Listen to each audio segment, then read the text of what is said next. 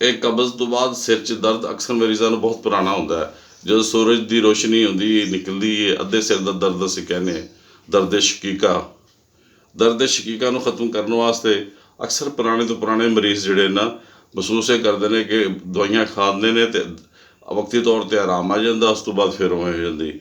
ਇਸ ਦਰਦ ਨੂੰ ਖਤਮ ਕਰਨ ਵਾਸਤੇ ਸਾਡੀ ਹਿਕਮਤ 'ਚ ਉਸਦੁਸ ਕਦੂਸ ਕਸਦੇ ਸ਼ੀਰੀ ਇਹ ਦੋ ਚੀਜ਼ਾਂ ਜਿਹੜੀਆਂ ਨੇ ਇਹਨਾਂ ਨੂੰ ਗ੍ਰੈਂਡ ਕਰਨਾ, ਛੋਟੀ ਇਲਾਇਚੀ ਵਿੱਚ ਪਾ ਕੇ 3 ਮਾਸ਼ੇ ਇਹਨਾਂ ਨੂੰ ਬਰਾਬਰ ਚੀਜ਼ ਲਓ। ਇਹ 2 ਸਟਾਕ ਲੈ ਕੇ ਇਹਨਾਂ ਦਾ ਪਾਊਡਰ ਬਣਾ ਲਓ। ਇਹ ਪਾਊਡਰ ਤੁਸੀਂ ਕਮ ਸੇ ਕਮ ਵੀ 40 ਦਿਨ ਲੈਣਾ ਹੈ। ਇਸਤੇਮਾਲ ਜਿਹੜੀ ਤਰੀਕਾ ਹੈ 6 ਮਾਸ਼ੇ ਸੁਬਾਹ 6 ਸ਼ਾਮ ਠੰਡੇ ਪਾਣੀ ਦੇ ਨਾਲ। ਸਿਰ ਦਰਦ ਦਾ ਇਲਾਜ, ਅਗਰ ਇਹਦੇ ਬਾਅਦ ਤੁਸੀਂ 2 ਚਮਚ ਸ਼ਹਿਦ ਇਸਤੇਮਾਲ ਕਰੋਗੇ ਤਾਂ ਉਹਦਾ ਮਜ਼ੀਦ ਜ਼ਿਆਦਾ ਤੁਹਾਨੂੰ ਫਾਇਦਾ ਹੋ ਜਾਏਗਾ। ਸ਼ਹਿਦ ਜਿਹੜਾ ਬਿਲਕੁਲ ਵੱਡਾ ਹੋਵੇ ਜਾਂ ਛੋਟੀ ਮੱਖੀ ਦਾ ਹੋਵੇ, ਖਾਲਸ ਹੋਵੇ, ਇਹ ਲਾਜ਼ਮੀ ਇਸ ਨੁਸਖੇ ਨਾਲ ਇਸਤੇਮਾਲ ਕਰੋ। ਸਰਦੀ ਹੋਵੇ ਤਾਂ ਪਾਣੀ 'ਚ ਹੱਲ ਕਰਕੇ, ਵੈਸੇ ਗਰਮੀ ਹੋਵੇ ਤਾਂ ਵੈਸੇ ਲੈ ਸਕਦੇ ਹੋ। ਸ਼ਹਿਦ